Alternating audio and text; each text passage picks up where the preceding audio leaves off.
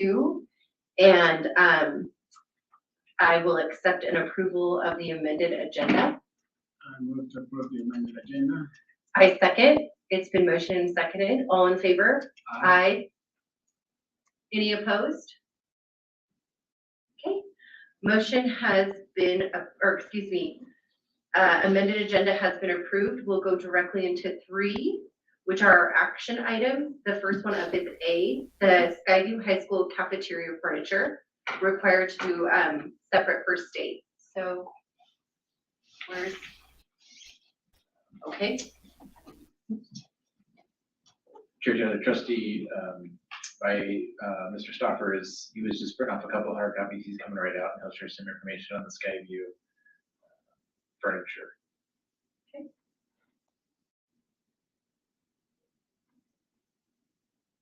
I just got in.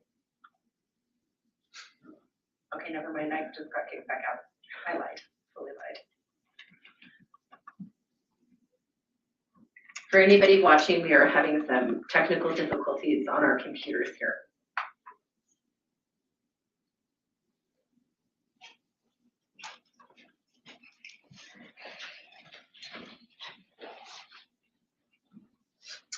Mr. Stoffer, we were talking about the Skyview cafeteria furniture. Perfect. As part of the cafeteria project for Skyview, we had to separate the project into 2 different pieces. First, you've already approved, which is for the remodeling. The second is dealing with the furniture purchase for the cafeteria furniture. The state is involved in this because the food nutrition services are using some of their money to purchase it. So we had to go through a process through the state before we could bring it to you. That's why it's been separated out to make it clean. So before you, we have the winning bid proposal for $194,361.85. That was the winning bid in the process. So our recommendation is that be approved by the board. Trustees, do we have any questions or comments for Mr. Stoffer? So I will entertain either a discussion or be a motion. I'd like to make a motion. Okay. I move to approve the school specialty Inc. bid for Skyview High School cafeteria furniture in the amount of $194,361.85. Okay. It has been motioned. I will second. Motion has been made and seconded. All in favor? Yeah. Aye. Aye. Any opposed? Aye. Trustee Pearson opposed. Was that a yes or an opposed? No. Yes. Choose approval. Okay, so motion passes. Hear me? Yes. I agree.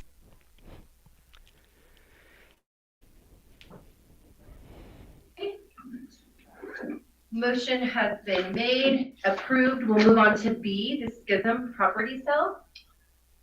Board of Trustees, thank you again for the opportunity. It sounds like I get do a few things with you guys today. So, but more has a history to it. On April 11th of 2002, the board approved then the director of operations to move forward with the sale of the Schism property. I continued that process when I picked it up. One of the things that we found through the process is that there was a recording error when the district purchased an additional 1.5 acres and combined it with the original 1.5 acres that were donated by the Schism family. We had to go through what was called an administrative land split, and to do that, we were able to accomplish that. We worked with the county. That was accomplished in January of this year. After that, looking at code 33601, which defines how we can sell property, we needed to have an appraisal, which we already had one in hand from February of 2022.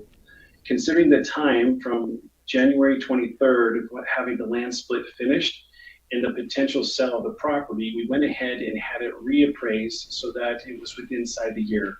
Idaho code requires that appraisal is only good for a year on any land that we sell. So we did that, and that was finished as well. Excuse me, the appraisal was finished on the 23rd. We received the final recording for the land split on November 16th. I got my dates off there a little bit. So correction, the land division split was from 2022. Then we opened up and entertained the new appraisal, which we received on January 23 of 23.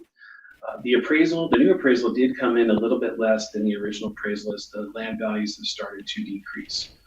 The ultimate goal for our sale was to reach the appraisal of $200,000 for the 1.5 acre. We did put it out through a blind bid process. We did have several people look at it. We had over 45 people take a look at it or visit the site.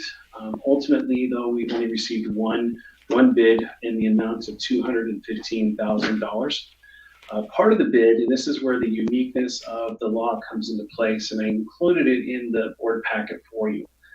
Part of the Idaho code allows for the district to sell a property and also become an owner carry. And I'm using that word because it's more, it sounds more familiar with language that I'm used to, maybe you're used to, which the district would retain the ownership of the property for 10 years.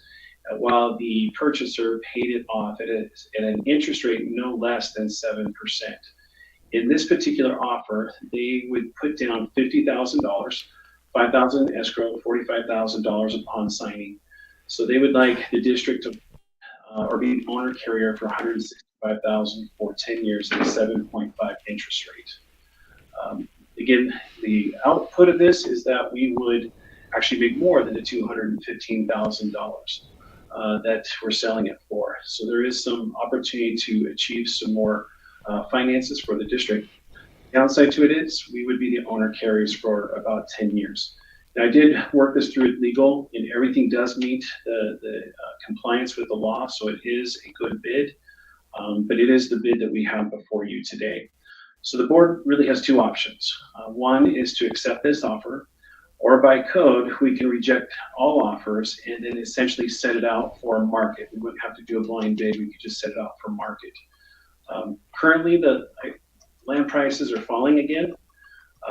So I just wanted to make the board aware of that as we work with our realtors and just talking to the community of realtors that we have. They are indicating that the market's slowing a little bit, particularly for barren property.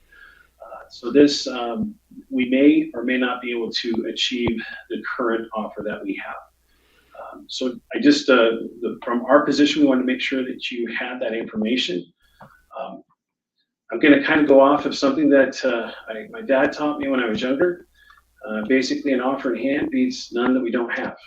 And so for right now, I think this is the best that we're going to be able to get with the greatest outcome as far as dollars for the district.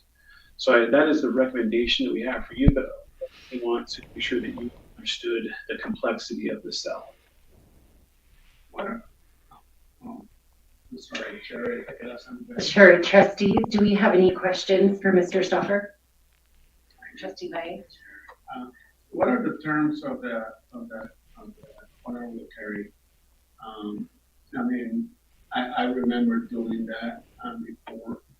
They require if you're late for so many months or something, then you lose. Mm-hmm. Whoever was purchasing, if they were late, they would actually lose the and all monies paid to us would be retained, and we would still be the owners. Now, we do not give up ownership until completion of the sale.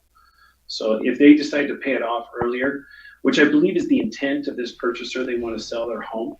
And once they sell their home, then they would have that equity to be able to pay it off. But currently, I think that's my understanding of their current offer. But to answer your question, if they defaulted in any shape or form, the land would become ours. It never leaves our name. And we would keep all of the money that had been invested to us. I've seen at least to own 1, 2, 3 years. I've never seen 10 years. That seems like an awful long time. Yeah, it's by Idaho code, and so it's explicitly written in 33601 that provision. So I think that's where it came from because it's how it's written in Idaho. Trustees, any other questions for Mr. Stoffer? No. Mr. Stoffer, so that I understand, 7.5% interest rate. If they're late, we get it back. And then did you say 10 years, but there's no buyout clause? So if they decide to pay it off any time between now and then, it's that 165,000 that we would get. Plus whatever interest rate, depending on where it lands, where they pay it off. So whatever interest is still owed at Correct. that time during the Yep. payoff. I think that this is an incredible deal. It's always nice to be the bank because we'll actually have more money. Yep. So I love it. Trustees, if there's no further discussion, I'll entertain a motion. This is Trustee Simpson. I move that we accept the bid. I second. I second. Needham seconded. I All second. in favor? I. Aye. Aye. Any opposed? I. Guys, I'm gonna do it one more time, sorry. So I need to know, all in favor? Aye. Aye. I. Aye. I. So we've got Aye. 3, yes. Aye, okay. Aye. And then opposed? Okay, so we have 3 in favor, 1 opposed. Sorry, guys, there's a little bit of a lag. The motion passes 3-1. Okay. Sorry. It's totally fine. Yeah, no stress at all. Chair, if I can speak to my vote. Absolutely, Trustee Payne. I just want to say that initially I was against that. To me, any land that we sell is land that is lost for possible use in the future. I've always been a mentality, the land is valuable. And especially as future things come, so. Thank you, Trustee Valle.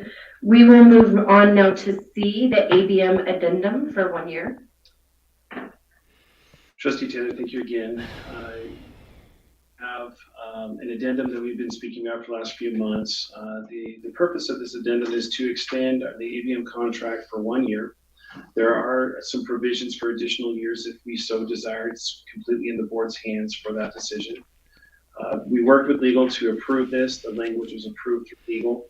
The purpose, again, is to buy us some time to work through the current contract, which has not been reworded in about 10 years. And we'd like to take this year to get that done, get a more appropriate contract language so that when the opportunity for us comes to rebid it, that we have exactly what it is that we're looking for. Trustees, I'll entertain a motion. Any questions or discussion? Madam Chair, I would like to make a motion. Okay, Trustee Valle? I move that we approve the proposed group. Oh, I'm the wrong one. Trustee Simpson seconds. I haven't made the motion yet. I move to approve. Before fiscal year. Trustee Simpson, do I have a second? Yes. Okay, motion has been made and seconded. All in favor? Aye. Aye. Aye. I. I. Any opposed? I. We're good. Okay, motion passes unanimous. All right. Thank you very much. Oh, boy. I'm just glad we don't have the echo. So We I'm don't good. have The the echo. delay is so much better than the echo. Okay, so we will now move to D, action item D, curriculum committee. Chair Taylor, trustees, before us is Mr. Knopf, to give us an update on our curriculum committee.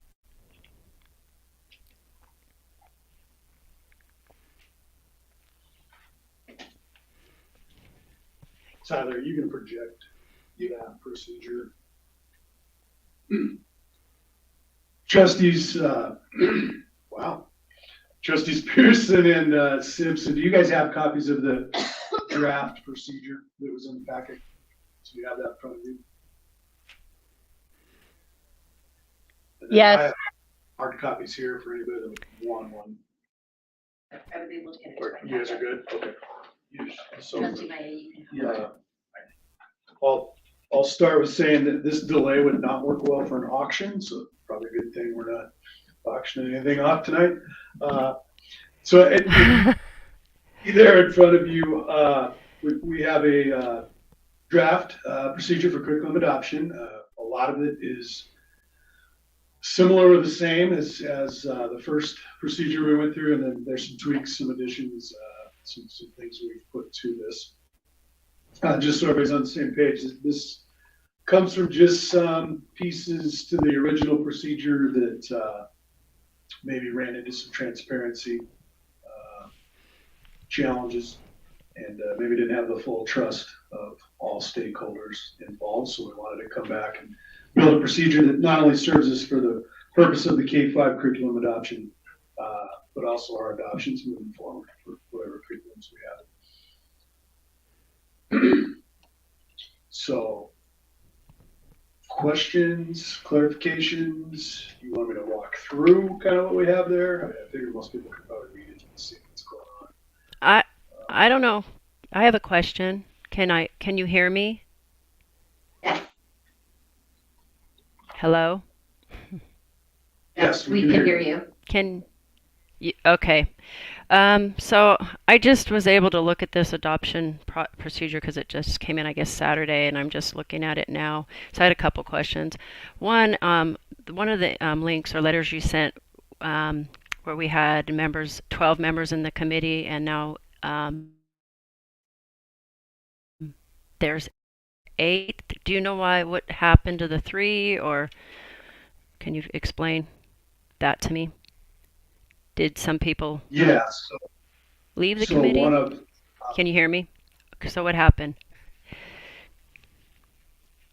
So one of our parents was only able to attend the first meeting and then had other responsibilities and has not been part of the committee. Another committee member had previous commitments in May that they could not avoid, so they requested not to be on the committee any longer. And then 2 of our educators have pretty busy schedules and commitments going on, specifically in May, a little bit here towards the end of April, and also asked to not be part of the committee moving forward. So really it just has to do with challenging schedules for some of these members moving forward as to why we would size down to 8. Can I ask which, Chair, I apologize. Good. If I can ask which zone that member belongs to, or which trustees zone? I'll do my best, but I believe one of the parents, I believe last name was MacArthur, was zone 2. And then the other one that is asked to no longer be part of it due to commitments is Steve. And that would be zone 5, I think.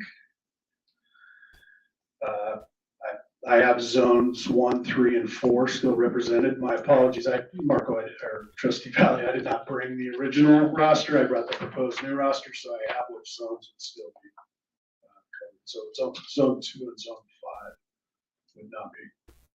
And then asked to go with the 8, just obviously unique circumstances in which we have a committee that's been put together for quite some time, has done quite a bit of research, spent quite a bit of time together, has seen presentations from publishers.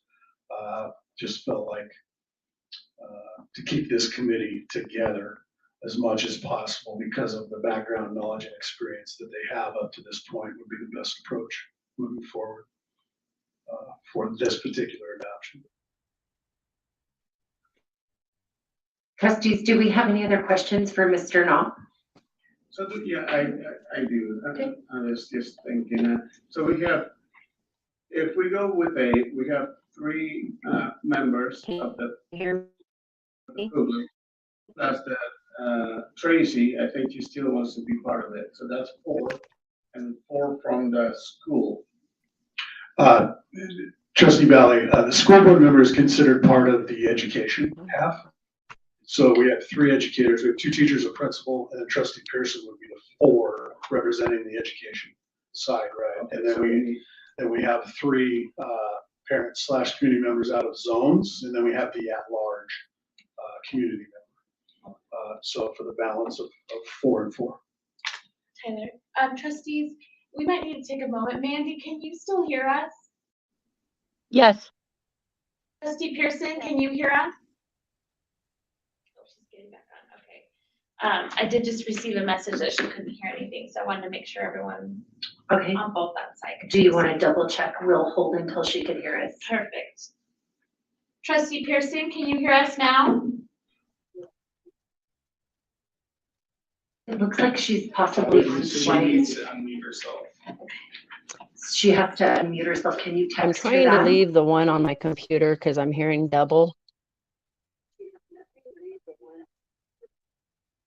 What if she muted the computer but left her cell phone unmuted? All right, can you hear And then me? that really well right now, Tracy. Yeah, or Trustee Pearson, really well. We can hear you right now.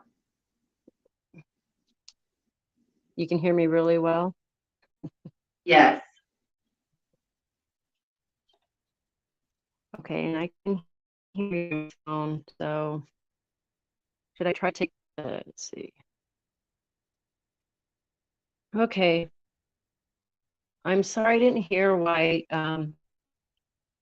you changed the number of members on the committee. I apologize. Yeah, I can readdress that. Can you hear me? Yes.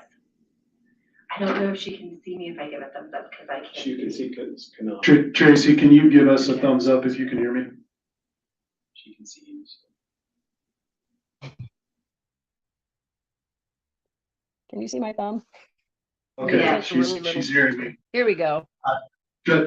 Trustee Pearson, I can the hear four members that you. would not, the four members that would not be part of the committee moving forward just had scheduling conflicts.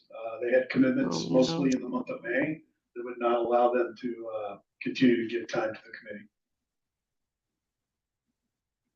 Can you tell her which members? And Tracy, those members would be, Okay. I don't, her last name, her first name. All right. There we go. Arthur, Steven Steve, Tanner. Tanner, and then Mr. Brown and Molly Hillier on the education side were the four that just had too many scheduling conflicts. Okay. Yeah, if that's in compliance with the Idaho law that we can continue with that, I want to start out doing everything according to the Idaho law. And if they're okay with that, otherwise we should get new ones. I'm okay with it. Chrissy, do you have any opinion or advice on that? No, I worked with Mr. Knott on his process. It looks amazing. He did put time and effort into it, and it does comply with the law that moved forward this year, including open meeting law. Okay, perfect. So all right. So then I had a question about the process. Can you hear me? Yes, I'm very so well. sorry. This is It's so okay. hard. Okay. So on the adoption process where it talks about the rubric for the criteria for the publishers, I have been looking and seeking some local, just some different schools that are successful, because I think that's our goal. We want successful students. And I got a hold of this one school that has successful curriculum that's working real well. They said that they outperform all the surrounding districts. They're from CUNA, and I have reached out to the executive director. So I'm hoping to, and he said he would even do a presentation before the board or the committee or both. And he just seemed to, the curriculum seems to fit our community values. So I guess I would like it to be him to be at least heard. I am concerned that I might not meet the criteria. I don't know what your criteria is and how that works. So I believe, and I'll try to do my best here, I think that the question is the rubric to consider. Is that the question, Trustee Pearson? Hello? Is there any way that you can ask her to type you the question or type it into the, because I heard what she said. Yes. Oh, perfect. Tyler can type it in there. I think that's probably. Yeah, the Taylor, delay if that you we want to have. try to type it so we make sure we get the question out of it. And then, Chrissy, will you text her and let her know that just to make sure we answer the specific questions to type it? Sure, if I can proceed with my. Please, question, so yes. We can keep going. Yep. There's a couple of things in here. After committee work phase number 1, review the criteria and qualifications here from the publisher to meet district curriculum and state standards. And also, under the non-committee work, establish criteria and qualifications needed from publishers to meet district curriculum and state standards. One is to review and the other one is to establish.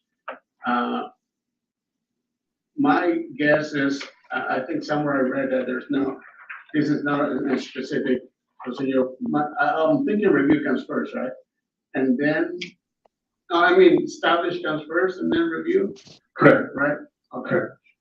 The second thing I wanted to, committee work phase number 2, under D, says discussions and scoring will be separated as 2 different tasks. Once the scoring of a rubric starts, discussion must be completed. I just want to make sure that we have the discussion without interruption before the scoring of the rubric starts. So I'm proposing, and I don't know if I can do that or if I'm going against state code, that the discussion must be completed before the scoring of rubric starts.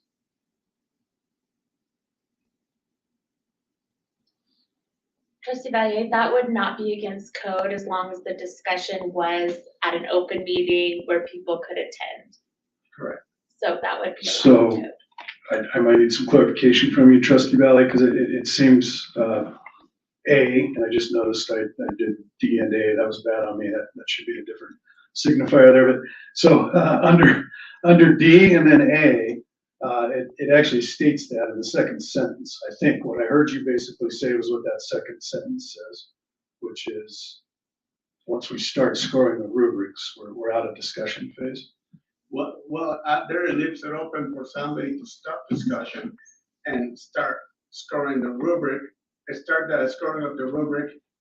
And I don't want no chances of that happening. I want the discussion to be fully completed. That's why I'm thinking that sentence should be, turned upside down, not upside down, but. Chair Taylor and Trustee Valle, is it just a matter of putting, discussion must be completed prior to scoring?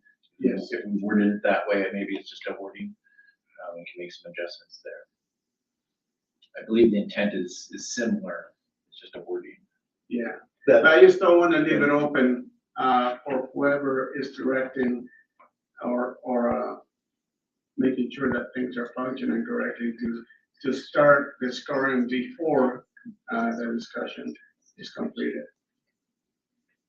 It almost seems, I know it says that, but I want to make sure, and by using the No, right I word. think the wording's a little confusing as well. I get what you're saying. It says discussions and scoring will be separated as 2 different tasks. Once the scoring of a rubric starts, discussion must be completed. I see what you're saying, right? Once the scoring starts, the discussion has to be finished, right? Yeah, I get it. So maybe it's because there's a comma? It feels to me, and maybe this is me because of my limited English. Your English is good.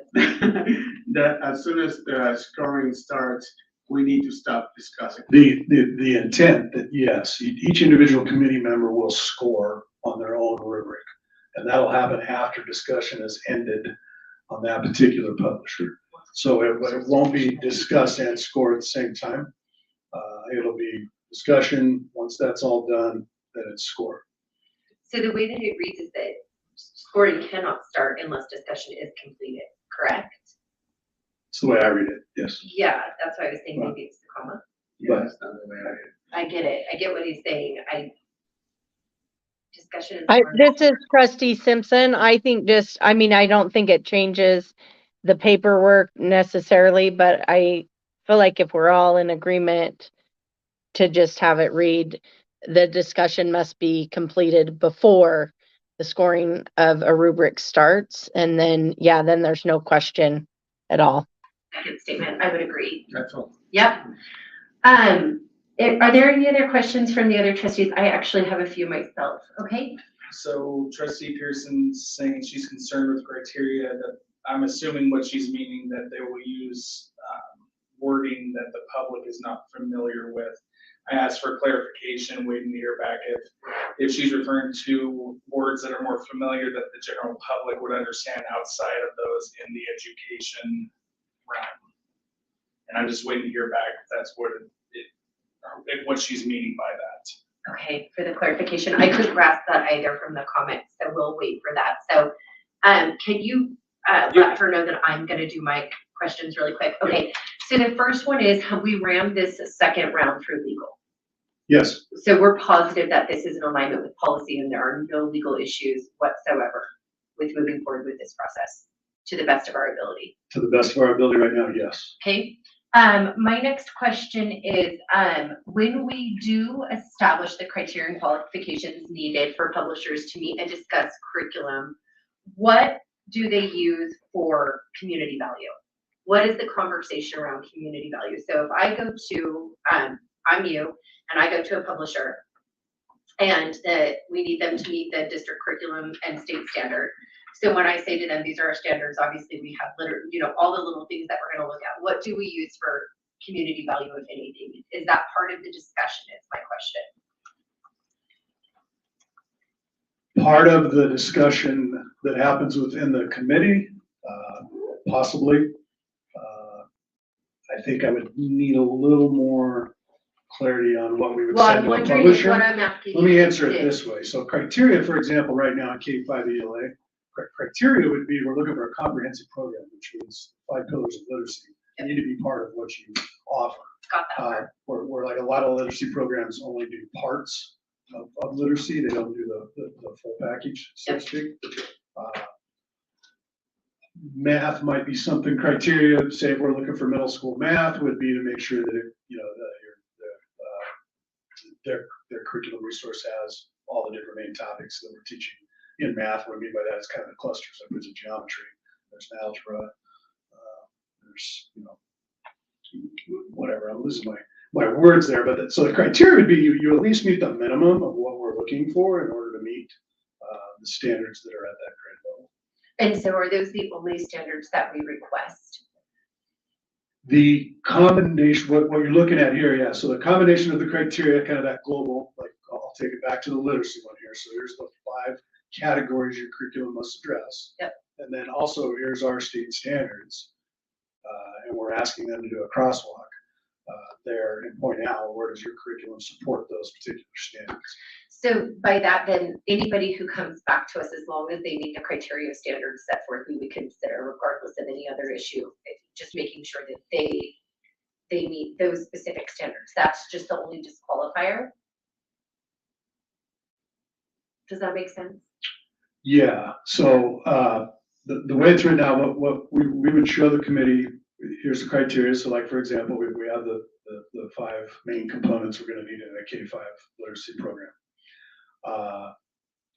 And then we've already kind of started to establish a rubric, right? So we would have that rubric, but we would decide then who we wanted to invite to do the correlation and send us an example. And then the first step when we come back into phase 2 is the committee will look at whatever they send us and then pick 4 to continue in the process. No more than 4, I should say.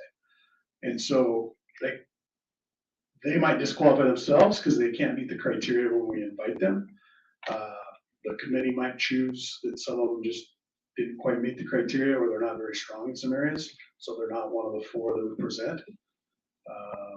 So there's really more than one path To get in there. to be in there or not be in there when it comes to who are we going to bring in to present to us. And so in that, the non-committee work, that criteria once established, then the committee would look at all options.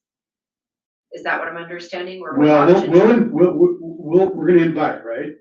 So step 1 of the committee when we get together is we hash all this out. Then we'll decide which publishers we would like to reach out to and invite to be part of our process. So then in the committee is where then they'll review the criteria and qualifications needed from the publisher to meet district curriculum and state standard. So it's in that phase of the committee. So you guys will, the non-committee work here is that you guys are going to establish the criteria and qualifications needed from publishers to meet district curriculum and state standards. So that's something that would be provided prior to the committee. Am I understanding this correctly? We'll come to the committee with And the only the parts of that we can already predetermine, and then the committee will continue to work through and build out. Like we're not, we might show up with a rough draft rubric, but the committee's gonna land on a final product for the rubric. And then, so then the committee will be fully aware of what the criteria and the rubric are that we're gonna send out to publishers when we invite them. Are you following that? Yeah, I'm sorry, Jared. No, I know. Because you mentioned something about community values. Right, that's what I'm trying. That in the rubric. That's what I'm trying to determine is I think that, right, we've had so many conversations surrounding curriculum. And the more I think about it, that's my question is, like, that's where I'm going. But before we get there, and I'm just wanting clarification as I read this, and only because obviously we know that this topic can get big, but A, where it says non-committee work, establish criteria and qualifications needed from publishers to meet district curriculum and state standards, contact publishers to submit materials to be considered for adoption. We'll ask publishers to complete a correlation of materials to the rubric and/or district essential standards and/or state standards. Invite and schedule qualified publishers for committee presentations, negotiate costs with publishers, facilitate committee, not a voting member, and then schedule and cover open house times for staff, parents, and community. So that's the non-committee work that's going to be done in between. But is that in there? Is that in there as an understanding to what the non-committee work is, and that rubric that you're speaking of will be developed within the committee? Does that? The rubric is developed within the committee, And yes. So I think it's important, and here's, I think it's important that we highlight right at the first, that the non-committee work is, this is not sequential, okay, right? good. And so the other piece, and this is where I struggle a little bit, like, there's no good place to put that section. Sure. You put it at the first, you put it at the end, you put it in the middle, either way, people are gonna, you gotta understand that this is all non-sequential. So really what'll happen, we'll just kind of walk through how this possibly will lay itself out. So we would do A under non-committee first. We'll bring that to the committee for their first meeting in phase one. And Got then B would not happen until the committee is done with phase one. With the actual rubric. Once- That's what once I the was committee has thinking. built all that stuff That's what out, I wanted to confirm is that and the then we'll- non-committee right. work is just And like somehow in the middle. for example, There's no sequence. the agenda that we're trying to craft and build out for phase one, the last step would be that the committee has time to be aware of and provide suggestions on who we want to send this invite out to. Okay. So then the committee will get together and determine the actual rubric and qualifications. Then they'll complete the process to approve the rubric and the scoring parameters all together, your committee. And then the work phase two is they'll review the process to reach the intended outcome, review of submitted correlations and materials in order to choose which publishers to invite for the presentation, CD, and then the non-committee work right here, and this is why I want to confirm it, says establish criteria and qualifications needed from publishers to meet district curriculum and state standards.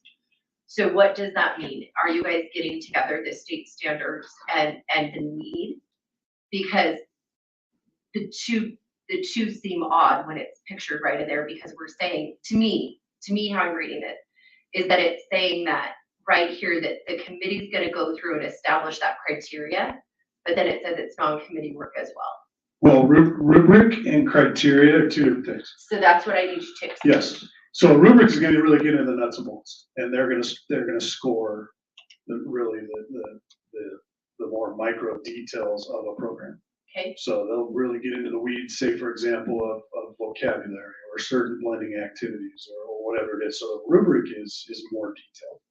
That criteria, like I said, is just more of that broad picture stuff. And it's not, the criteria and the rubric are not the same thing. So criteria basically says, as a publisher who's offering a curriculum resource, your resource needs to at least address these areas. Like I said, like use middle school, like for example, if we were doing middle school math, we would not entertain a curriculum publisher who didn't have a geometry component in their curriculum. So you're not a complete, comprehensive, program at that point. So that's not what we would be looking for. Same here. If you don't provide, say, a vocabulary or a phonemic awareness component in your curriculum, then you're not going to qualify. You don't meet the main criteria of what we're looking for under the comprehensive definition. Okay, Does- Chair Taylor, sorry to interrupt. Tyler, can you see Trustee Pearson? She messaged me wanting to know if we could just call her and put her phone up to the, if that's okay. Because I sent an email just now because she's having difficulties with her connection and she wanted the board to consider streaming and recording all the committee meetings. Also, can the board consider adding a section on the rubric about CRT? And I said, could you just call in? So can we call her and put her phone by a microphone instead of her messaging? I don't see anything wrong with it. It's an open meeting. Do I have any, I don't. Is that okay? I just want to make sure since we had a virtual. Yeah. My question is answered for now. Trustee Vite, did you want to go off of that? It sounded like there was something that you wanted to say. Yeah, it's kind of interesting because it's, I know we want to go by the letter of the law. I'm gonna put your phone up to a microphone, okay? But I also feel like it's important to look at. So she has to turn off the live stream. You will have to turn off the live stream for this. I also feel like it's important to look at Turn off the live community stream, values as Tracy. well. Because if something comes in here that follows the letter of the law, but there's community values that are being, that we're not paying attention to, I'm not gonna vote for it. Yes, That- and I'll have to that's- leave you off mute. And I don't know So how to you'll be describe that, but liable. it's something that we need to define what that is, Because, and I would speak for Tracy as well, that she's probably feeling the same way. And I did talk to, a while ago to Dr. Russell about this. I feel uncomfortable. I know we have to follow the letter of the law, but if something is in there that makes us question the community values, because we have some specific community values in this city that we need to make sure parents are being represented throughout. Then I don't want to just waste everybody's time, because I'm just gonna say, no, I'm not gonna agree with this. I don't know, yeah. Okay, let's try this really quick. Trustee Pearson, can you hear us? Yes, I can hear you perfect. Can- Sorry for all the. Can you guys hear her? difficulty. Can you Okay, hear me? we can, Can yeah. you hear me? Yep, go ahead. Okay. All right, so a few things. My biggest concern about this adoption process is the rubric criteria for publishers. Because I've been doing a little research in different publishers, and I found a local school in Kuna, Idaho, and I did contact the executive director there, Mr. Lambert, and his curriculum is the Hillsdale curriculum, and he says their school is outperforming all the districts, surrounding districts. And he said he'd be willing to do a presentation to the board, the board, just because I feel like looking into it that it seems to meet the community values, and I feel that needs to be considered. And my concern is with this adoption criteria, this criteria in the adoption procedures, is that it will eliminate even listening to the publisher, because I'm not really sure what the criterias are going to be. And I'll tell you right now, and that the two curriculums that we were wanting to adopt, the ones that we went over, had CRT in them. And I mean, I know that Mandy wanted to know the definition of CRT. I can tell you what that is. It's basically what it's doing is it's maintaining that the U.S. is a fundamentally racist country in all of its institutions, declaration, constitution, and that if you have darker pigmentation, you're oppressed, and it's mainly, our system is all built around just whites succeeding. And looking at some of the curriculum, for example, there was several different ones. In particular, it was a Latino, and he's on his way to school, and a white boy walks up to him, slaps him on the back, says, "Are you making tacos? Do you still have dogs with them?" And his name's a Spanish name, and he walks in, and the teacher says, "Well, you need to change your name to Joe or Mike because then you can blend in." And it's just, I can tell you more stories. There was one to a black child, black grandparent, and he's telling the black grandparent, this is second grade level, that your grandfather couldn't vote. And it's just it's that undertone that I just think is gonna confuse and make the children think that, and to me, they need to be more positive. There were things in there too about parents, families, America, and I know I read the stuff. I can give you more examples. That being said, and they picked those two publishers. So I'm just at least wanting to allow this publisher to at least come and speak to the board. I don't know, in the end, the decision will, you can listen to all publishers, and then the other two, we can listen to others, but I don't want this one to be eliminated based on your criteria. I don't have a problem. Sorry, this is Trustee Simpson. Sorry, Board Chair. Trustee Simpson, really quick before you proceed, can you hear Trustee Pearson too? Yeah, I can hear her perfectly. Got it, thank you. So I just, in response to that, my problem is that the law doesn't say that, it says that we create this committee, which involves community members and all these people to make this decision. So I don't feel like this publisher needs to come present to the board. I need this publisher to come present or send their information to our committee, whether that's in presentation form or just a letter form. My understanding is it's not a presentation until they send in, like, here's the grade level standards. And to me, that's the criteria that's being met. Like, what are the grade level standards that our kids that are going to be using these resources in this curriculum? Do you meet that criteria?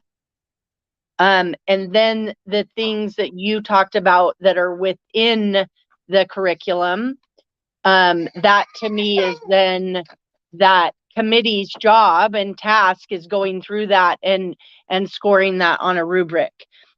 And maybe, I don't know, Mr. Knopp, you can, is my understanding of the process wrong in that sense? No. So when yeah, we invite publishers, we're going to ask them Tracy, give me a for second on example resources, and we're going to ask them for a correlation to the criteria. They'll also probably have a copy of the rubric, assuming the committee has finalized the rubric, to have an idea of how they're correlating that as well. Awesome.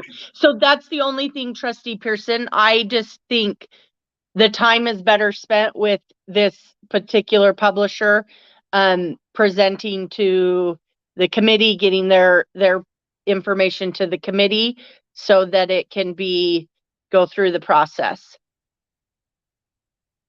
And I understand that, and I'm okay. I understand, we have a committee in place for, to go over and, be able to review the publishers. My only concern, I'll state again, is I saw what publishers they picked last time, which were based on probably some rubric, their rubric criteria. And I want to at least come to the committee, and I don't want them to be eliminated according to whatever criteria they've set. Now, once they come and they can tell me, this is a school with a curriculum that's performing very successfully, and I know that there's a lot of those things not in that curriculum, and I just want to give our students a chance. So I want to, respect. I know these are big concerns, and my biggest concern is the criteria. The publisher won't even get a chance to speak, even if it's just to the committee. And I don't. And then on another note, real quick, the dates that were just put in last night or this morning. I'm not going to even be able to live stream on 4 of those dates because I'm going to be driving back to Idaho.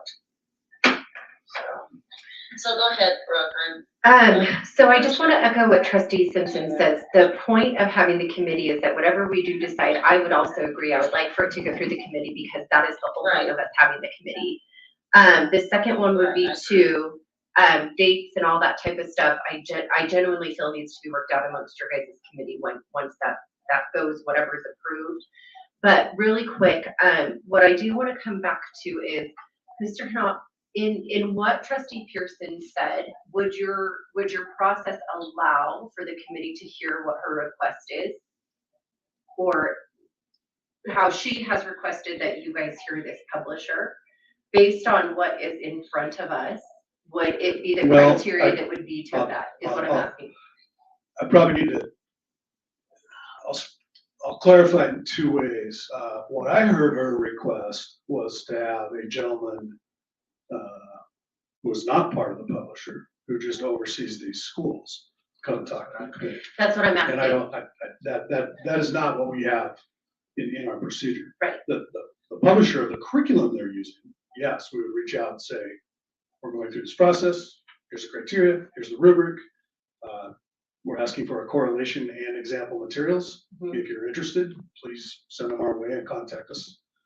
And then that first, like I said, the first gathering in phase 2 would be the committee, not anybody but the committee, would go through a process of vetting what was sent back to us and determining who we believe the publishers we would want to come in and do an actual presentation and a deeper dive on and actually put through the scoring rubric.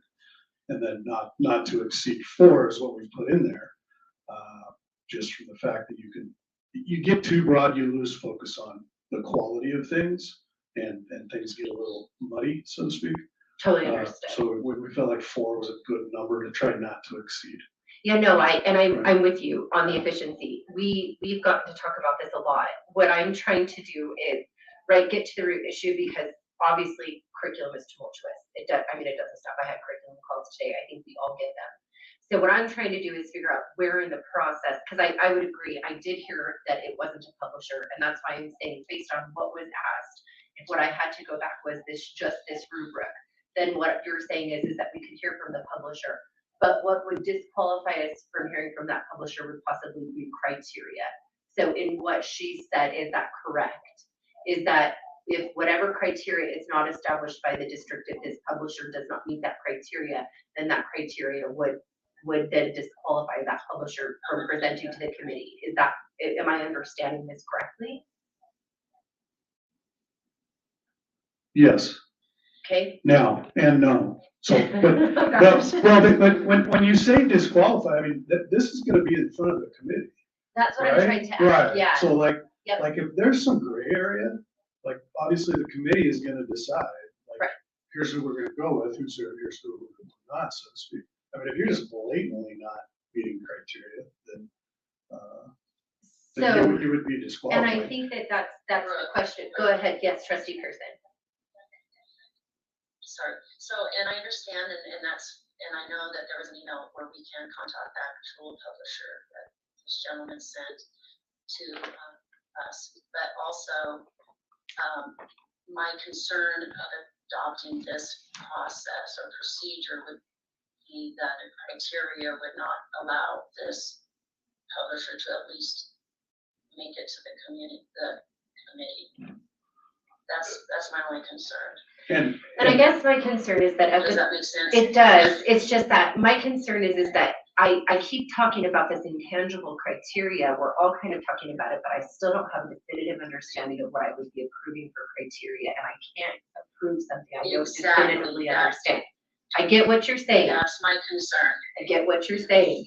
Before I make that assumption, Mr. Knopf, I want to be able to have the conversation, because I totally am getting that your document is not sequential. So what I want to do is make sure that I have an understanding of what I just said definitively. So right now, is there a criteria in which you guys have that I could look at by which we evaluate publishers? Or is it intangible and you're saying that every single time we change it based on the need of what we're trying to adopt? That is and that correct. there are no community standards that we take into consideration, just the state So standard when- and the literacy. So when we say criteria, we're looking strictly through an instructional lens. Of Okay. Does it meet what we need in order to meet the standards we're held accountable to? Okay, And that's so what I for, need, that's for, what I need right, to so, hear. Now, I don't know if that's what and- everybody else. and that's why, like, I want to go back to, I think Yep. middle school math's a great example, right? Like, Clarify that. Give me 1 second, he's trying to, Trustee Pearson. once again, saying like we would not be interested in adopting a middle school math curriculum that didn't cover one of the major components, one of the major strands of mathematics in middle school. Like that would not be a curriculum resource we'd necessarily be interested in. I would say, for example, in the K-5 ELA, we would not be interested in a resource that doesn't have spelling in it. If they just don't support spelling and they think they leave it up to you to go out and find a add-on component from a different, publisher to cover spelling, so to speak. We're not interested in that at this point. So Chair, if I can, I don't think that's the problem that I'm seeing. It's not what we're trying to get, is how they get there. It's the wording they use. It's not about the math problems, but it's the type of math problem that suggests either, what is it, CRT? Is that right? Yeah, that's what Or the she- yes, English CRT. questions that suggest things that really goes against the community values. That's something that is not written in that criteria. Correct. That's what would come out in the rubric that And would be that's put what I'm together trying by to the add. committee. And then that's what's eventually going to come to the board in the form of quantitative rubric rankings and qualitative, descriptors of this particular curriculum had this, had this. So does she understand? Trustee Pearson, can I give you, I'm gonna try to regurgitate what Mr. Yes. Knopf said, and then Yes, you thank guys you. just stop me if my regurgitation is incorrect. So my understanding is that what he is stating is that the non-committee work where they're talking about criteria and qualification would be only to meet the district's curriculum and state standards. So for example, if it was like a literacy program and we needed spelling, but spelling was an add-on, then that curriculum would not meet the criteria. But as far as community standards go, that will be what is developed within the rubric from the committee. Did I get it right? Yes, Okay, yes. so, the criteria, to clarify, so the criteria tries to make sure the curriculum stays within the state requirements. And so if there's a school in CUNA, they probably meet those standards, right? Because it's in the state of Idaho. Or no, is it different from school to school? It's gotta be. It's a state, right? So it would probably meet Sure. that criteria that they're. You are, I'll clarify, you, I don't know how we could answer that. well, right, so. Well, they we're- should, like the state They requirements. should. And every district gets to determine what their resources are though. So to say, just because they have a resource, that does not mean that resource covers all the standards. So it's not as black and white as one would think. Yeah, that's what I'm getting to. And so it's possible, that there are curriculum resources out there that are not comprehensive and do not correlate well and meet all standards at a level that a district would consider to be acceptable. And they can add on others. Some districts have multiple resources for particular standards, right? Some schools have multiple resources for particular standards, like charter schools, standalone district, so to speak. So I don't want people to walk away with the false impression that just because another school, public or charter or whatever, has a particular curriculum, that it meets all the standards at a correlated level that we're looking for. That doesn't mean that's one-to-one correlation there. It could be off, it could not be off. Yeah, you don't know. Once You again, can't definitively that's answer. That's a fair statement. You don't know. That's why we felt like this was an important addition to this procedure over the last one, is when we invite a publisher, like this is your chance to send us that correlation. How does your curriculum resource match up to what we need? And give us some examples that the committee can decide who meets that threshold and kind of finishes in the top, so to speak, to come for that additional presentation, so to speak. But we put that in the hands of the committee. Basically, what we've written here from a criteria standpoint is, by and large, most content areas, there's certain markers we need our curriculum resource to hit. Otherwise, we would not be interested on the educator side of this in going down the path of adopting it. And that's kind of what that criteria is saying. Chair, I just want to go back to what Tracy was saying, or Trustee Pearson. If they're having success, it may be good for us to listen to it before we begin our process, because there may be something we can learn. And I think that's what I'm getting from Trustee Pearson. Let's see what they're doing right.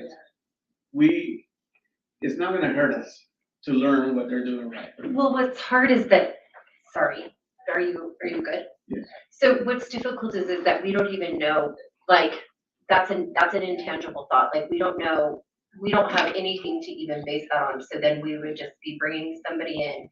He would present what they're doing for curriculum, which is a possibility.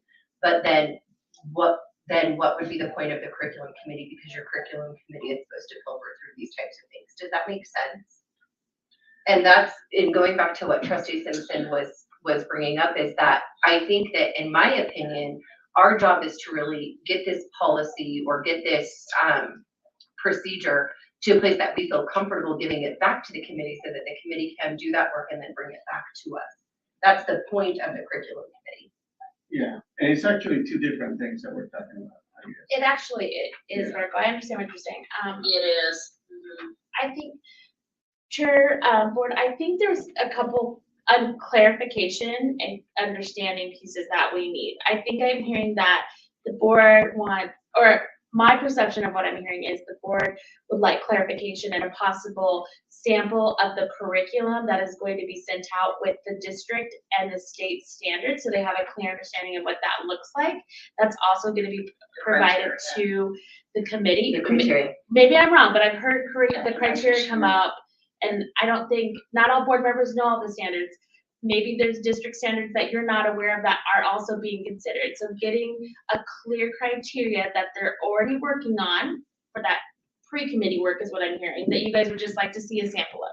That will also be submitted to the committee to add components to. And I might be wrong, because I think that's what I'm hearing, is that's part of the process too, but I might be wrong. And then maybe a possible sample of the rubric, or a clear understanding of the discussion piece, and then when the rubric starts. But that might have been too early on of clarification of that exact process, because Marco wants to make sure, the whole board wants to make sure that all the discussion is had and everyone's had all their questions answered, everyone's had their voice be heard, and then possibly the rubrics being handed out for them to start their scoring, that everyone feels like their voice is being heard, right? Yeah, kind But of. it's really the curriculum, Yeah, the but criteria piece, I think. But I want to clarify, that's actually not what I'm saying. What I Okay. want to do is make sure that this doesn't actually encompass what we're asking for. We don't just simply need to tweak that the criteria needs to go through the committee as well. So before we go that route, I'm actually not suggesting that we scrap everything and start over. I'm What not I'm either. hearing, yeah, so what I'm hearing is that when we're considering curriculum, that we want a community standard right in the very beginning when it comes to criteria, is really what I'm hearing. So what I'm trying to get to the place of is saying is that, can we just make that part of the committee process? For me, is that even that criteria be worked together, and that be the first thing that come out of the committee is the criteria that we're looking for, and then go into the rubric. That's what I'm hearing. Anyway, sorry. Chair Taylor, just maybe a question for Mr. Knopf. Mr. Knopf, some of the criteria you would consider vocabulary instruction being a key criteria. Would that be correct? For a K-5 literacy? Yes. Yes. Would reading comprehension, ensuring that the kids can understand what they're reading, be an important comprehension? Yes. Would making sure there's fluency components be a part of the criteria? Yes. Would phonics instruction be a part of the criteria? Yes. Would phonemic awareness, the understanding of letter sounds and letter Yes. learning, be a part of that? Is there any other criteria that you would consider as part of a comprehensive reading program that hasn't been listed there? The other piece we would probably add I'm not the literacy specialist, but it's not in the 5 pillars, but it's the writing piece. Right. You gotta have some type of writing support and scaffold approach within your resource to help that. So for K-5 ELA literacy, I would add writing to that. But those would be the main areas that we need your resource to hit. And Trustee Taylor, I just wanted to bring that. I believe that was the criteria that we've kind of talked around, but those are the key components that the district educators have been looking for around that. And I believe that the committee comes, and then the community values discussion and parts will become a part of that. Now with this curriculum from CUNA, I don't know if it meets all those. I don't either. Yeah, I That's wouldn't the know question it, I no. think that we would have to decide through the committee whether it meets all those or not. And then the last thing is, as well, is I would actually really like to hear from this school, from CUNA's. However, sometimes they're apples and oranges. I'd like to know the size of the school. I'd like to know how many kids of poverty that they teach, how many students are special ed, how many students have those types of needs, and to see if it's similar. Because I've had discussions with some private schools, and I've talked with them, and their achievement looks much higher, but they serve a different population at times, and so sometimes it could be comparing apples and oranges. Just wanted to share that. Trustee Pearson, did you have something? And Or do you need a minute? It's frustrating. I know it's disheartening because I see the increase in mental health and violence and suspensions and expulsions, and I see our proficiency scores lower. And I see this model, and I understand when you have a lower, different population, that you see a successful model that's in our same state, close to our schools and our community, and it's successful, and they base it out of Hillsdale, which is extremely successful, and it's just the meat of teaching, and it's very successful, and I think that we sometimes, and I know it's a large district, need to maybe look out of the box a little bit and say, okay, these are things that are happening in our district. Maybe we need to take a look at how we're doing things. The increase in charter schools is growing, increased homeschools are growing. So how can we look at some of those things and make our schools successful so kids stay, so they don't leave? That's just, you see this model, and I see it very successful and outstanding performances, and I don't understand why we can't even just look at it, and maybe that's my naiveness, but I'm just looking at the community's values, and when I looked at this, I see the success, and I get some of this other curriculum, and I see why there's so much confusion in our student body. That's just how I see it, psychologically how I see it. can I want to make sure that I haven't misspoke. Trustee Pearson, you speak as if we've already disqualified this curriculum, and I don't think we have. In fact, I think just the opposite.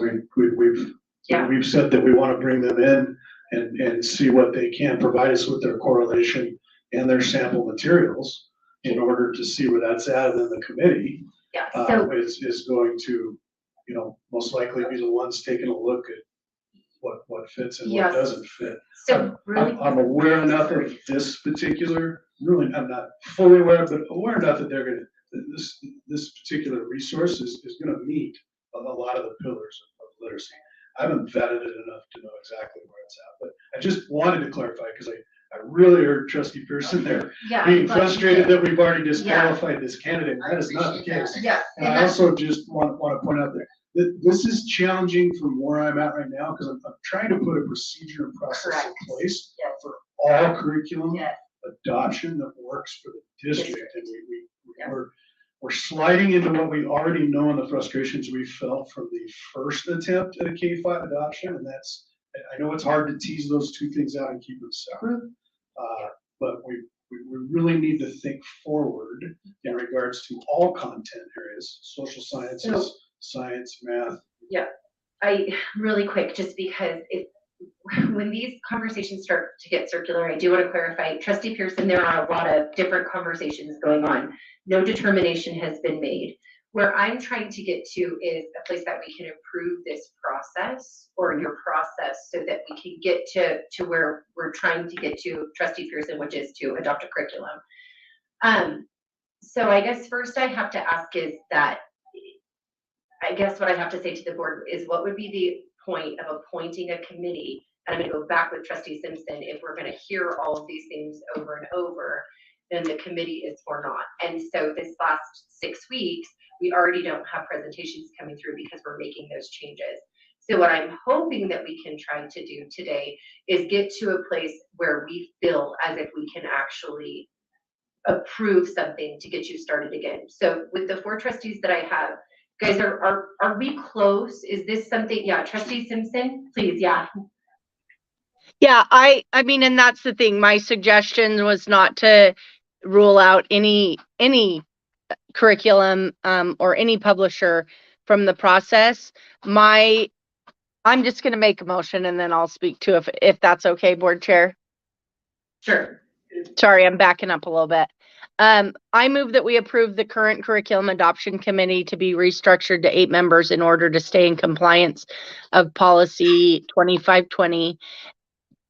Sorry, and I move that we approve the proposed curriculum adoption procedure to align with policy 2520 in order to provide guidance for the process of adoption curriculum resources for the district.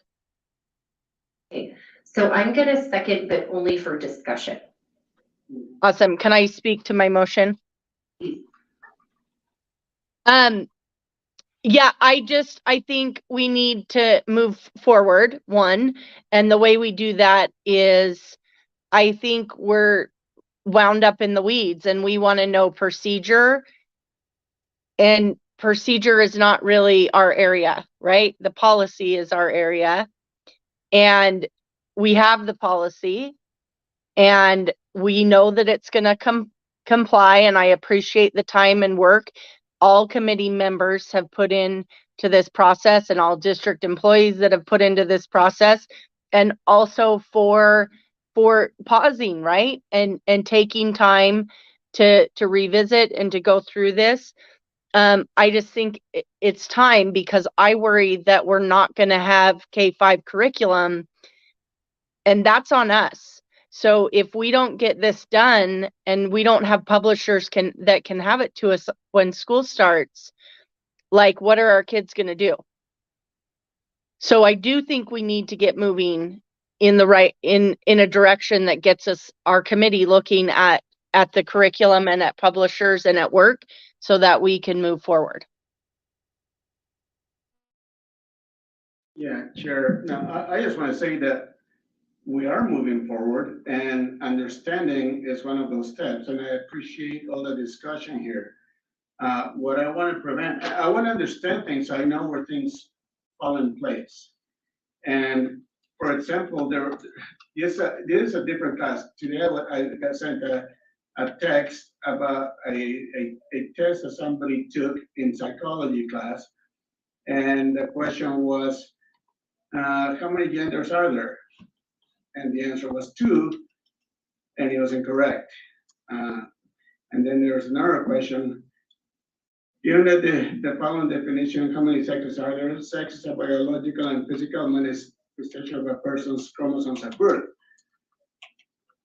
And the answer, one of the choices was, how many sexes are there? And the answer was and they put 2 and incorrect. So things like this, and I know it's different, what we're talking about from 1 to 5, but now I understand where this falls in the process. So to me, this is moving forward, right? But I want to make sure that as now that I understand, that we can make sure that communities know that there are specific locations or places where we can address things like this. And we can ask those questions so that we can meet the community values that we're talking about earlier. And I just want to be able to have an honest and comprehensive conversation regarding curriculum. So I want us to stay out of the weeds as well. I want us to get to the place where we can adopt a procedure, but we did that already, and yet we're back here. And so for me, I want to make sure that whatever that key component is, so if it is that we need to have community evaluate criteria, I do believe that this conversation is much larger than I gave it credit for. I heard a lot around curriculum regarding the bond. I also too have received the same messages that Trustee Valle has received. But I just don't want it to be a point of contention anymore for our community. And that's why I'm not in a hustle. I want us to discuss it. I think that our process is getting better. What I don't want to do is what we've done before, whereas like, for example,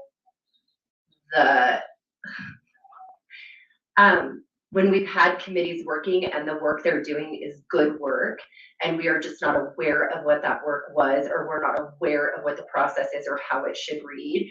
And that's why I'm trying to ask clarifying questions. But what I don't want to do is just throw you guys back in and be back here in 6 to 8 weeks because there's too many plates spinning or too many concerns or questions regarding curriculum.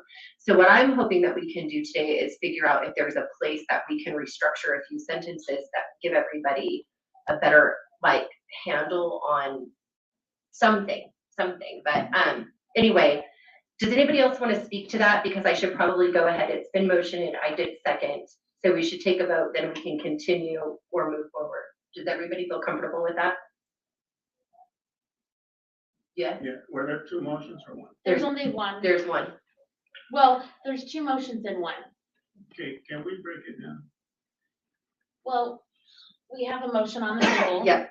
So do And you it need is to read here? I can read it, thanks. It is to approve the current curriculum adoption committee to be restructured to 8 members in order to stay in compliance of policy 2520 and to approve the proposed curriculum committee process. I'm sorry, proposed curriculum committee adoption process. And we talk about changes, is that? There was nothing in there There about was nothing in changes. there on that. Okay. Okay. And so if you call for, Okay. Does everybody understand the motion on the table? Okay. It's been motioned, seconded. All in favor? Aye. All opposed? Nay. Nay. Okay. So motion dies. Trustees, is there a place that we can get to with the draft in front of us that we can entertain another motion or some discussion about just the procedure in front of us and not specific curriculum by chance? I would like to get the first part out of the way. Okay. The 8, The difference in the committee. yes. Okay. Because I think we all agree in that. Okay. I can't even read. Can I do it? thank you, Andy. I move to approve the current curriculum adoption committee to be restructured to 8 members in order to stay in compliance of policy 2520. I second. Motion's been made in second. All in favor? Aye. Aye. Aye. Any opposed? Okay, so committee size has been amended, which is helpful. So now we're just back to the procedure. So it seems to me that the biggest point of contention regarding this is the procedure, or excuse me, criteria. Am I correct? Are there any other sticking points in this document other than criteria? And Chair Taylor? Yeah. I don't know if, also I wanted to hopefully include streaming and recording. Yeah, we can. That would be included with this, Okay, but just bring that consideration. got it. I'm writing that down. Okay, thank you. Now, on to the adoption. Sorry, can you say that again? I didn't quite understand. She asked Sorry. if we consider streaming and recording all meetings going forward, and she just asked for consideration, so I wrote it down. Okay. Okay. Sorry, And- thank you. Yep. So is there anything else in this adoption procedure that we can focus on, or that there's questions regarding anything other than criteria? No, besides that sentence that I want to switch. And was there any concern about switching Mr. Knopp? That one, And I wrote that down. yeah, just to bring, make it two to bring some separate. clarification there, that discussion stops and then scoring takes place. I put that in there. And just, I wanted to make sure I wasn't missing anything as I read through here. And I still, from what I'm looking at through this procedure, I'm not seeing anywhere where as district staff, myself, or someone on my team or someone else would disqualify a publisher because of criteria.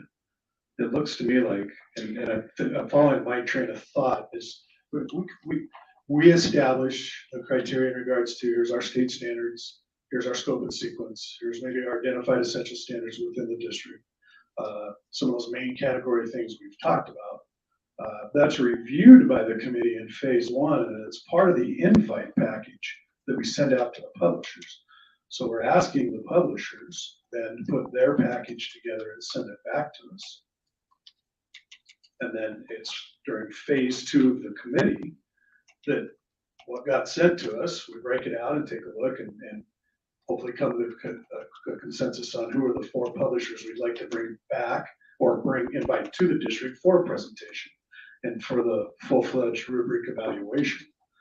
And so does everybody understand that's how this is written out? So and how that would work? I do understand that this Okay. is how you've written it out. So I'm trying, it's so hard to have to mitigate openly when I do understand it. I'm trying to get to the place where we're all understanding. So it makes perfect sense to me that we would rely on our personnel and our staff to come up with our state standards and curriculum needs, et cetera. It makes perfect sense that that's where that phase would come from in my mind, because you guys are looking for curriculum that meets all the standards of what Dr. Russell just talked about. The way that I read your proposal is where it says establish criteria and qualifications needed from publishers to meet district curriculum and state standards. Then it says that your committee will review the criteria and qualifications needed from the publisher to meet district curriculum and state standards. So when I'm reading it, I can see that there could be an understanding that at that time, those criteria will be discussed with your committee and then you guys will move forward, right? Am I understanding that correctly? Well, yeah, because part of the committee building out the rubric, obviously the Has to do rubric with the itself criteria. has to fall under the same umbrella. Yep. Correct. Now the rubric itself is more detailed, right? Yep. Gets into the nuts and bolts, has actual areas of scoring, really breaks things out in a much more detailed manner. But the main core, the main umbrella, so to speak, of the adoption is coming off that criteria, so to speak. So say I was part of your committee and I come and it's the first meeting and you guys present the review criteria and the qualification and say, I'm Trustee Pearson and I've decided that criteria is against community standards. What would that conversation look like? I'm trying to. Right, and I think that's where we've built in the flexibility here that now can become So then would components the of the community rubric. discuss this Right. together? The committee would then, if she brought that forward and said, hey, I don't believe that this criteria meets our community standard. And then would the committee then discuss that? Sure. Is that how this process is working? And then would the community then discuss that together? How I would envision that, it's gonna be part of the discussion of building out the rubric. So if there's things we want to clearly, quantitatively and qualitatively tease out of a curriculum resource, it would be in the rubric. So, and Chair, so given that situation, there's also a possibility that none of those options will be chosen. Right? Correct. Yes. That all 4 can be thrown out. Yes. Well, ultimately. Well, the board board's decision. ultimately votes, right? Sure, Yes. is there? Right. Yes, 1 second, trustee But Pearson. if everybody feels like the process is good, then the board should have voted for that, I think. Right? So we just want to make sure that the process has an option for that too. Right, so if you see there, when we get to that phase, the plan is to bring a rank order quantitatively off of the rubric of those publishers, 1 through 4. And then also qualitative analysis that comes with it. And then the board will choose which curriculum they want to go with or not. Oh, okay, so Right. a rank order doesn't necessarily mean, We will have a clearly defined quantitative rubric that will show you as far as how the committee works, which came out as rank number 1, number 2, number 3, number 4. And there will be qualitative analysis presented as well. they can all be failures, but it could be the best, you know? Trustee Pearson? Did you have a comment? Okay, so, yes, my fear is that we'll end up in the same situation we were before, because before there was a pre-committee of educators who chose 2 publishers, which I'm assuming went through the rubric. Then they presented those 2 publishers to the committee, who then only had those 2 to choose. So to me, we're just going back to the same place when you've got educators. You know, Mr. Knott, maybe you can clarify how you even find the publishers. Do you advertise and then publishers apply, and then you have this standard rubric that you guys develop, or there's some state requirements plus some that you feel your district wants to have in that rubric requirement, and then the educators have their rubric, you choose your scoring, and then you bring again the publishers that you feel fit that rubric criteria. And so I feel like then, okay, we'll just get these certain publishers, which I mean, not to be so far, the educators I did not like the curriculum that they presented, and some, as trustee Marco, sorry, I don't know how to say her last name. You know, the questions he's getting, well, educators, that criteria go under the rubric. So that's what concerns me, that criteria is going to not enable some of these publishers to be presented to the committee. I understand the process of it coming to the committee and then the board. I just want to make sure that the publishers that uplift the community values make it to the committee so that they can, and it live stream so that even the community can watch these publishers and what they have to offer, so that you have transparency, and then in the end, us as board members can vote for the community's voice when it comes to the curriculum. So I just don't want something to be left out because the educators are deciding the curriculum for the criteria for the publishers. Mr. Knopf, trustee Pearson, is that everything? Yes, thank you. Mr. Knopf, am I to understand that in committee work phase 1, option C would prevent that from happening, what trustee Pearson just discussed, because you guys would present the recommendation of publishers to contact to the committee before reaching out to those publishers? Correct. So this is how we fix that from the first. Correct. And so that's been rectified. I believe our attorney even pointed that out as one of the specific strengths of this procedure, in which we brought that piece back to the full committee. Okay. And that's not behind the scenes. Once again, by and large, any major, even slightly less than major decisions that are being made through this process are made by the committee and the board. We've tried to design this in a way that okay, so no one person I or think through pair would of agree, people pair on of the people. education side of the fence Either side. are making any Right, unilateral we want it decisions. to be a group, and I would agree, no one Correct. person. And I think we also need to honor, though, that from the education side of things, that there are certain things we're looking for in a curriculum resource to help us do our job. But the way I'm And reading so it, there's just you by guys are gonna that. be bringing this to the committee. The way I'm Correct. reading it, So the when way I'm we- understanding when we it, I leave- just want us to all have. When we the leave understanding. phase one of the committee, the committee will have had, they will be exposed to, had conversations around and agree upon through consensus. The criteria, the rubric, the specific rubric, how the rubric's gonna be scored. What were those details of the quantifiable piece of this, and the publishers that we agree that we're gonna reach out to invite.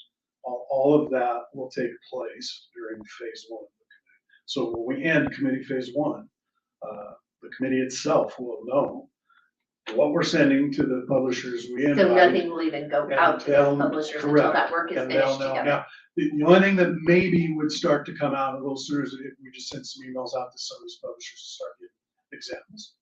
And that's a no, that's no harm, no foul. If you send us something and we don't use it, we don't invite you for a Well, presentation. Really quick, I would No, seek but- really clarification quick, on I'm just receiving gonna say, any of yep, I that. totally got it, Okay. totally get it.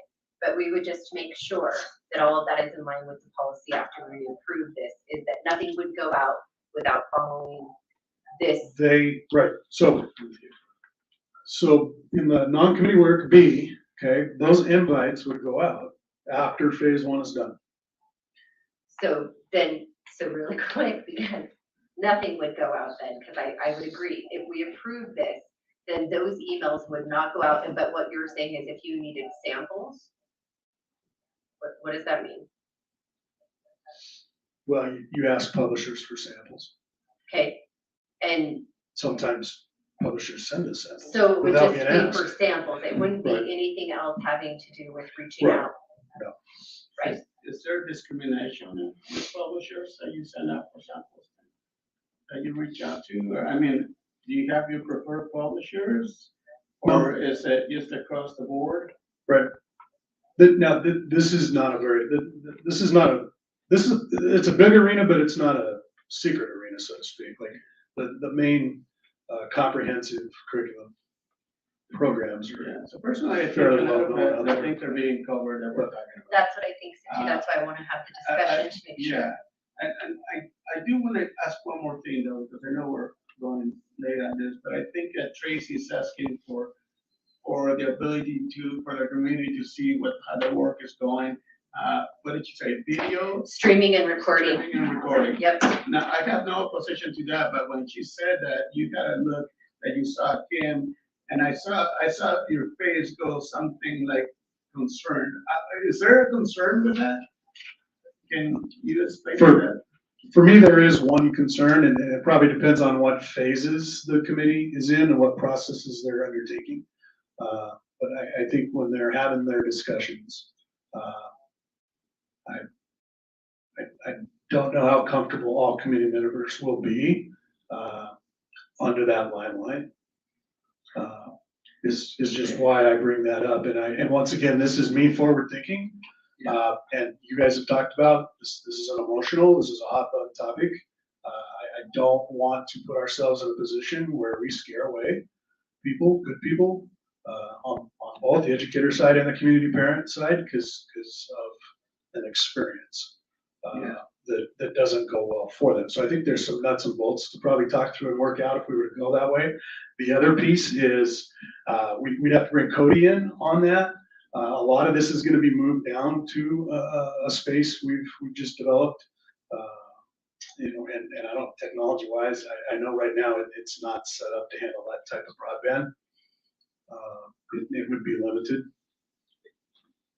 Just to add, trustees, to this is the action of doing it, we would have to have somebody to be able to do it with that amount of time. So we're gonna have to look at finding somebody who has the time to be able to stream like we do. We've dedicated for board meetings. It's gonna take us more personnel. And so we'd have to acquire some personnel to be able to do that. And so there's some nuts and bolts to it, as we talked about. We can make we have the components to make it available. It's about the people who can make it available. It's going to be a little bit more of a challenge for us if we open this up, and with the time frame that we do have. I have to find people that would be willing to do that. You're going to have to pay some people to come in and do it. So those are the nuts and bolts that are more concerning to me, is just how do we actually get the production done in the time frame which has been presented, and have people who have the efficiency and effectiveness to do what we're doing.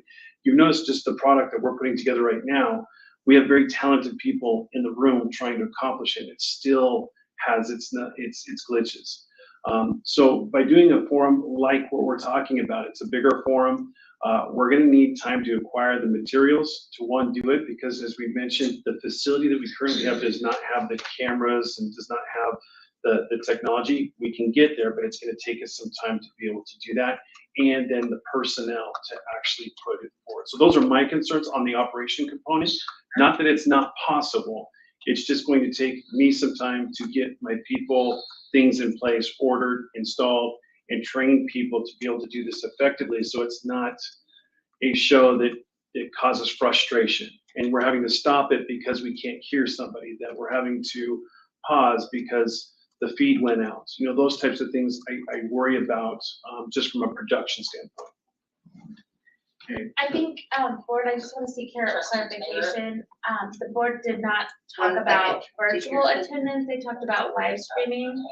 I did also start pulling back some notes because the board has been talking about live streaming all the committees that are required to follow open meeting law for almost a year and a half now. Or I'm sorry, less than a year and a half, like 14 months. Sorry. Trustee Pearson, go ahead. Would there be, I mean, in the age of live streaming and recording and people with their phones, is there the possibility to allow even a volunteer to come in and just record it on their tripod and phone? I've seen them do it all the time where they're live streaming, even stuff at the courthouse and at the Capitol. That's not- and people are live streaming all the time. They just throw on a little tripod with their phone. That's actually not true, though. I think, Would we have a volunteer to do that? Board, Okay, can I answer that for open meeting law?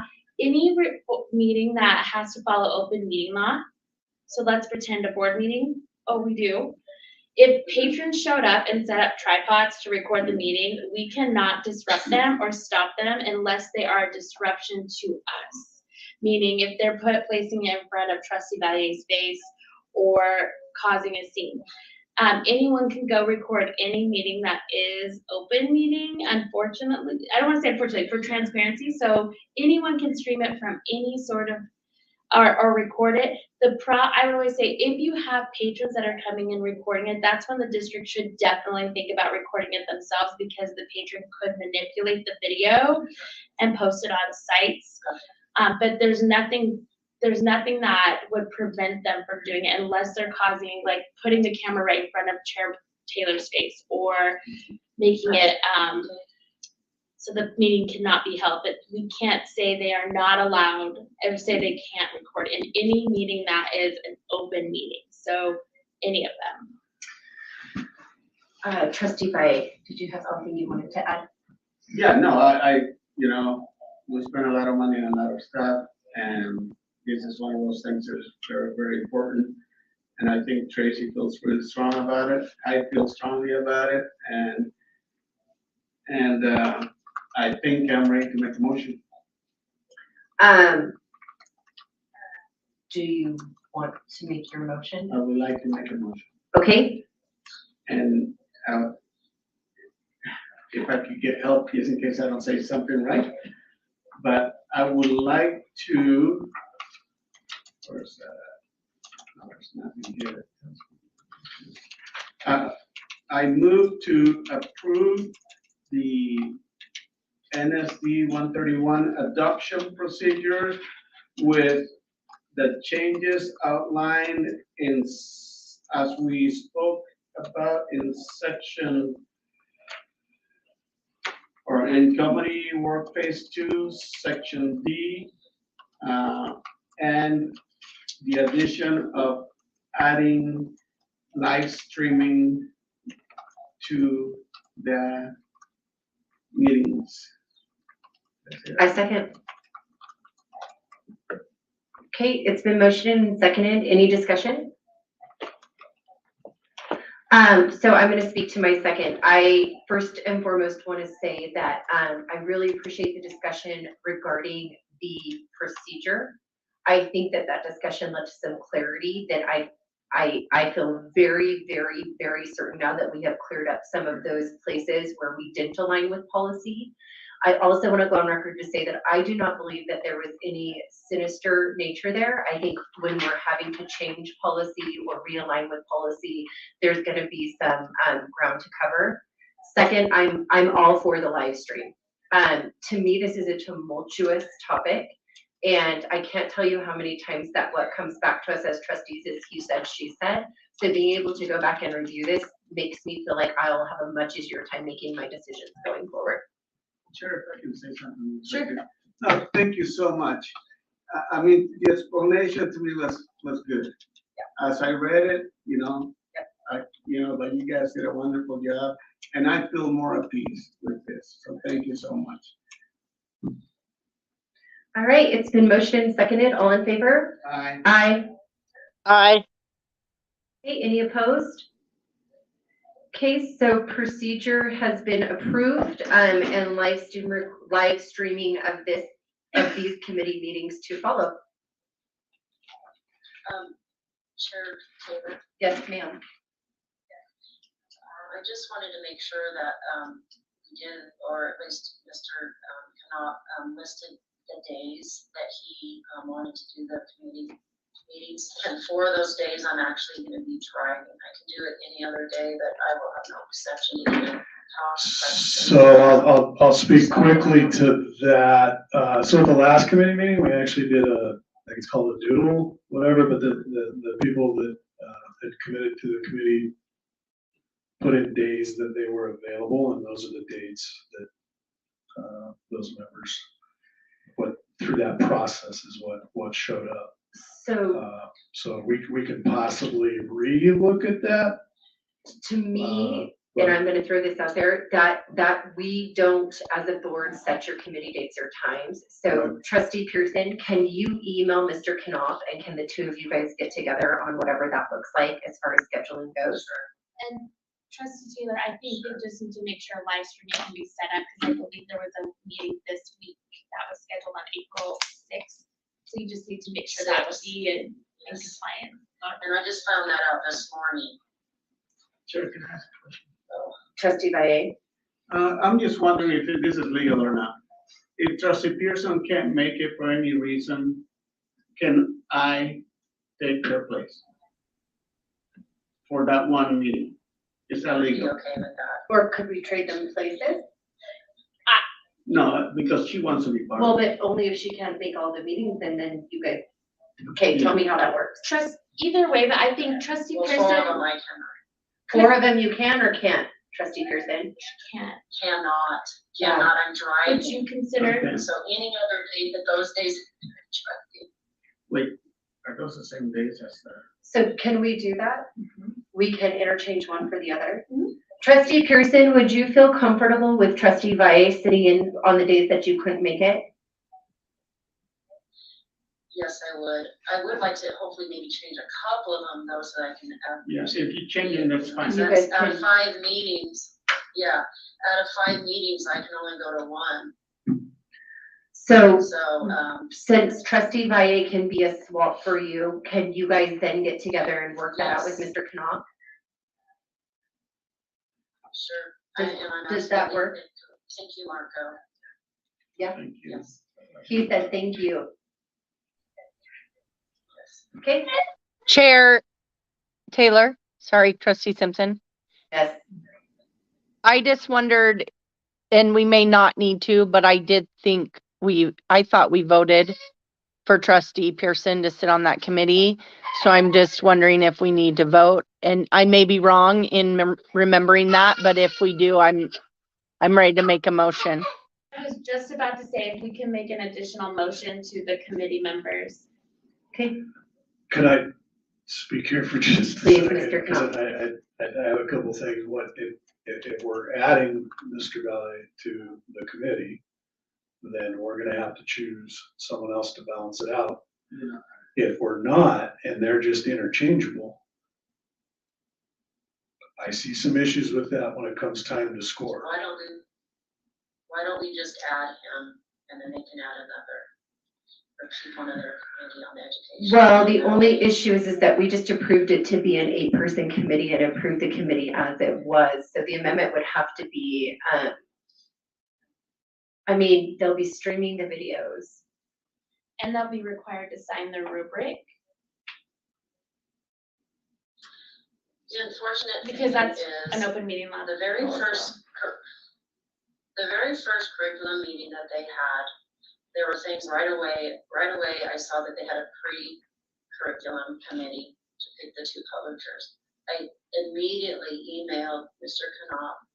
He did not respond and answer all my questions. So then I made an appointment and had a personal meeting with Mr. Knopf and Superintendent Gregg with a copy of the Idaho law that I felt they were not following, and I was very concerned, and they ignored my emails, my meeting, until the very end, another email at the very last minute. And so I could go into I was concerned I was going against Idaho law, and I was ignored. So now here we are, he's saying in the last committee, they chose these dates. And it's now, he wants to stick to these dates, but they were not following Idaho code. So really quick, Trustee Pearson, we haven't decided that those dates will be stuck to it. My suggestion was because right now we cannot mitigate times for you guys and the rest of that committee. So we cannot change those committee times. So I do hear what you're saying. My question is that can we move forward to work out those time constraints, or do you not feel like we can? Because we've motioned now, that's done. We can't change out everybody on the committee, but what we're hearing is that Marco could be a stand-in, or Mr. Knopf just said that you guys can email and try to determine. I guess I'm at a stalemate here because. Okay, all right. So Okay, we can- okay, so what I'm hearing, Marco, if you want to do those 4 dates, and then maybe you can communicate with me can we do that? And then because I'm only gonna be able to make the last meeting. So, Chrissy, you're saying it's possible. So what's your suggestion here? Should we just trade out one for the other and it will be live streamed? Right. And can Mr. any trustee Oh, okay. email their concerns? Okay, Yes, and Trustee Valley can always email the board after attending a meeting, letting them know what's happened. Any trustee can do that, right? Like an update. But we could just video and have Trustee Valier, maybe Tracy, would you be okay if Marco sat in your place the entire, since you're only gonna be able to, Marco, would you be willing to take on that committee instead? I think that would be cleaner. I do too. And if Trustee Taylor's okay with that, Marco, are you okay with that? Only if they serve food. I'll make sure. We I'll feed the bring it committee, yes. Yeah. So we do need to just update our, did you put her name in the list, or can we just say in a motion, maybe Mandy can make a motion to. Okay. So Trustee Pearson, are you feeling comfortable with that? These meetings will be streamed. It was put in the motion directly. So you will be able to go through. Okay, good. All right, Trustee Simpson, do I hear that? Trustee Simpson, do I hear that you have a motion? I do. I move that because of the scheduling dates that we put Trustee Valle on the curriculum committee. A second. Motion's been made and seconded. All in favor? Aye. Aye. Aye. Any opposed? Motion carries, and we will move on to 4, and I will entertain a motion for movement into executive session.